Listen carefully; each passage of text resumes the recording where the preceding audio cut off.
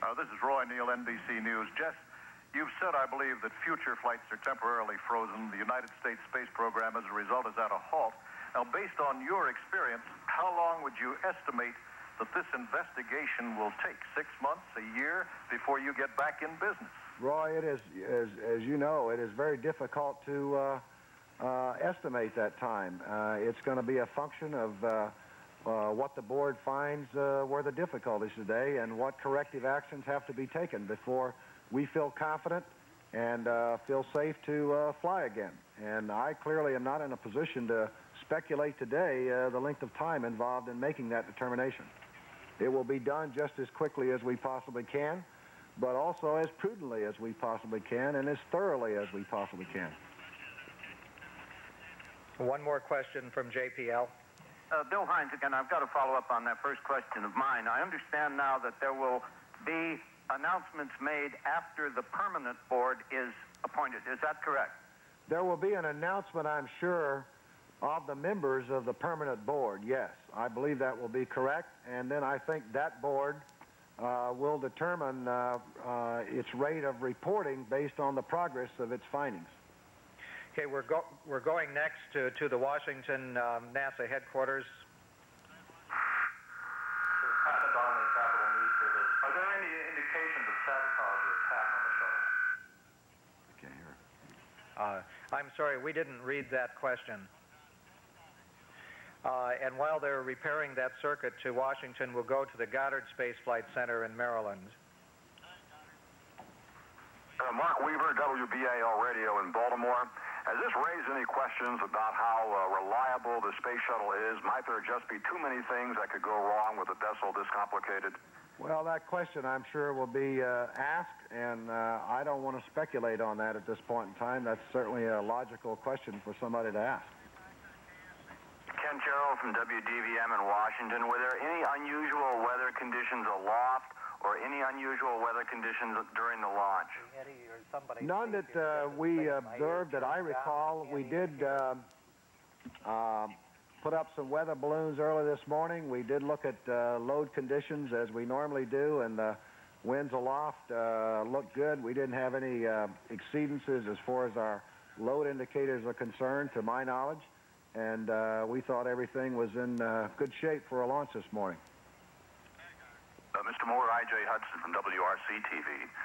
Has it become a problem that you have been too good in the past, that the American people have seen flawlessly perform missions on TV almost routinely, and that something like this happens all of a sudden, it hits home even harder? Well, I don't know how to answer your question specifically.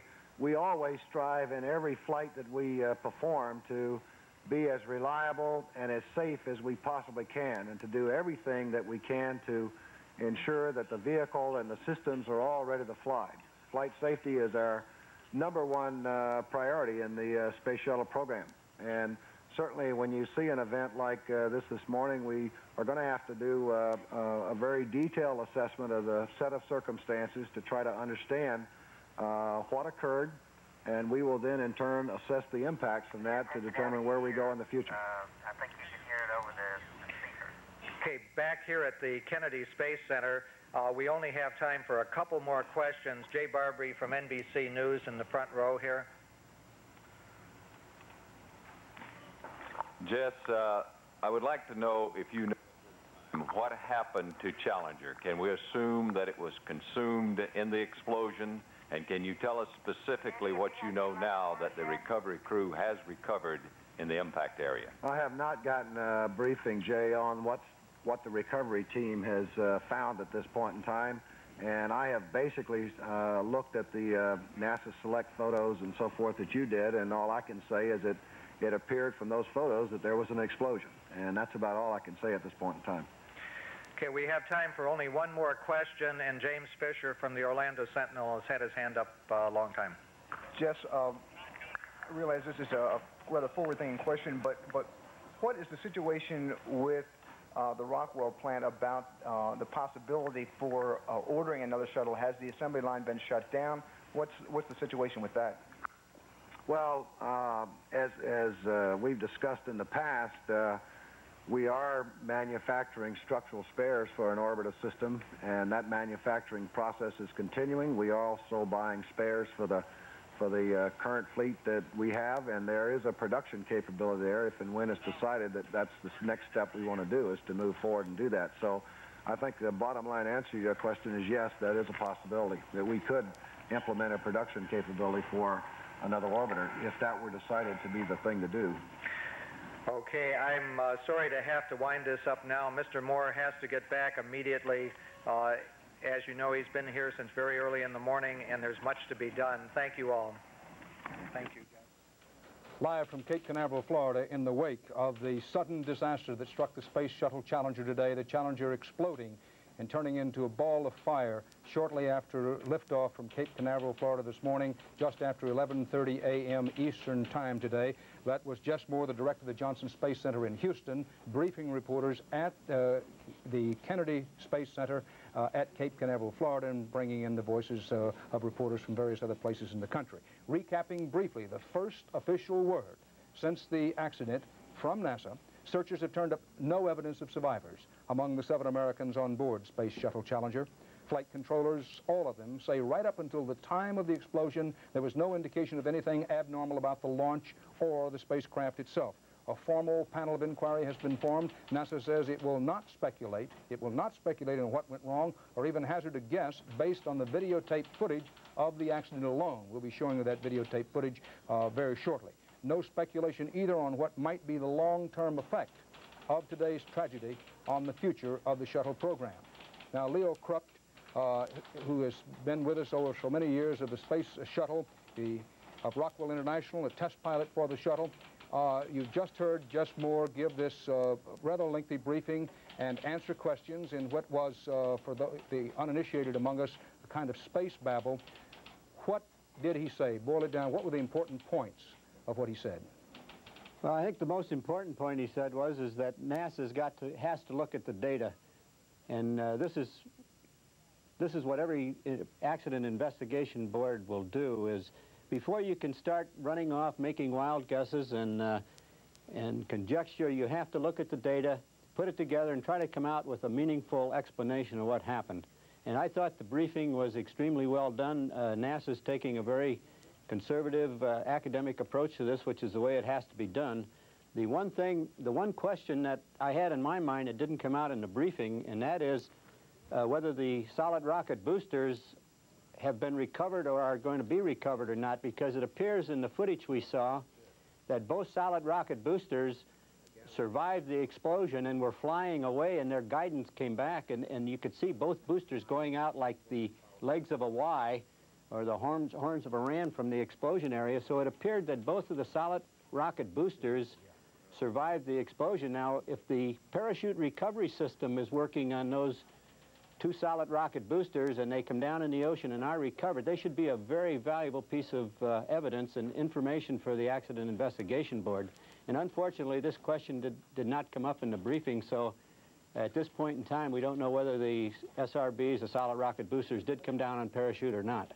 Leo Krupp, what are we to make of this information that a derrick arm, part of the preparation for the space shuttle, a derrick arm had hit one of the tanks on Saturday, and that NASA, in effect, had closed the pad, the launch pad, to deal with that? Now, Jess Moore said that had been looked into, and NASA is satisfied that nothing was harmed.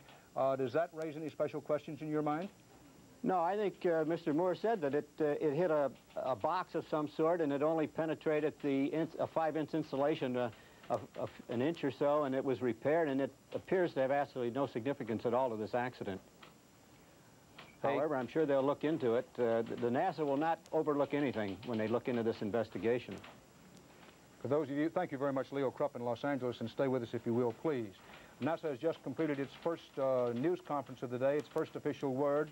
All 7 Americans aboard the Space Shuttle Challenger are apparently dead in the ball of flame that happened just after liftoff this morning. President Reagan is preparing to talk to the American people in about 7 or 8 minutes. CBS News will, of course, cover that live. The catastrophic explosion blew apart the Space Shuttle Challenger between 72 and 75 seconds after liftoff today, apparently sending schoolteacher Christa McAuliffe and 6 NASA astronauts to a fiery death in the sky some 8 miles out from the Kennedy Space Center. The victims of the crash were Commander Major Francis Dick Scobee, 46 years old, from Auburn, Washington. Pilot Michael Mike Smith, graduate of the U.S. Naval Academy, 40 years old, from Beaufort, North Carolina, married and the father of 3 children. Major Scobee was the father of 2 children. Judith Resnik, mission specialist and astronaut, single, 36 years old, from Akron, Ohio. Mission specialist Ronald McNair, 35 years old, from Lake City, South Carolina, and a graduate of MIT, his second space flight. Mission specialist Ellison, Onizuka, 39 years old, from Hawaii, an Air Force colonel. This was his second flight. And Greg Jarvis, payload specialist and employee of Hughes Aircraft, 41 years old, married, made his home in Spring Valley, New York, an electrical engineer. His job was to conduct experiments on how liquids behave in the weightlessness of space. And Susan Christa McAuliffe, 37-year-old teacher, mother of 2, born in Boston, a high school social studies teacher in Concord, New Hampshire. She was the teacher who had been selected from more than 11,000 who applied to be NASA's first citizen in space. They all today apparently died trying to get into space. Coming up soon, President Reagan's talk to the American people about this. We mentioned that debris from the space shuttle rained down for some 45 minutes just southeast of the launch site at Cape Canaveral. We have an interview with a Coast Guard lieutenant who witnessed today's tragic accident involving the Space Shuttle Challenger. Lieutenant Dave Baird was flying on a commercial jet over the launch site. And it looked like a kid's airplane being hit by the wind, and it didn't appear that anything could have survived from our vantage point. Basically, it looked like it just tore itself to shreds and was on fire. At Coast Guard headquarters in Miami, ships were dispatched to the crash area to help search for bodies and debris. Very little debris has been found. No bodies have been recovered. In a moment now, what we're going to do is show you the videotape of this morning's launch and then slow motion the videotape. As preparation for that, we might want to point out that this was the configuration of the space shuttle as it took off this morning. This is the orbiter, the Space Shuttle Challenger. The liquid fuel is in the large tank. The solid rocket boosters off to the side. The shuttle, of course, has 3 engines of its own. The solid rocket boosters in the shuttle's own 3 engines all have to be at full throttle for the liftoff. Then the commander throttles back to about 60-65% of full throttle and then has to throttle forward again. And it was that second throttle forward, just after he had done that, that the explosion occurred. Here was the launch this morning from Cape Canaveral, Florida. 2, 1, and liftoff. Liftoff of the 25th Space Shuttle mission, and it has cleared the tower. Control. Roger, roll, Challenger. Good roll program confirmed. Challenger now heading down range.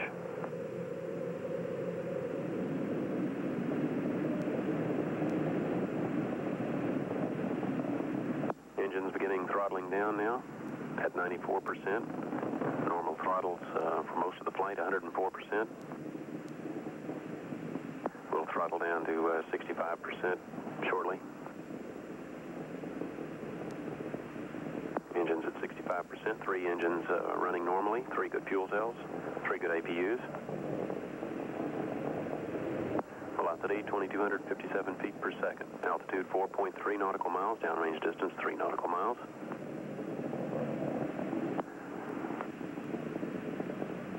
Engines throttling up, 3 engines now at 104%. Challenger, go at throttle up. Challenger, go at throttle up.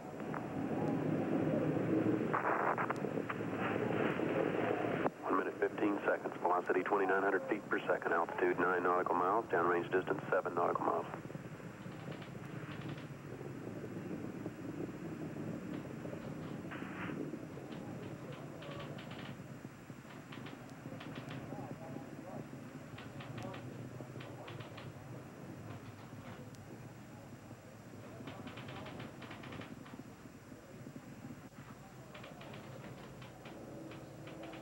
Half an hour after the explosion, a serpentine trail of white smoke. It was twisted by the upper wind, and that smoke remained in the cold, clear sky, marking the path of the shuttle's wreckage.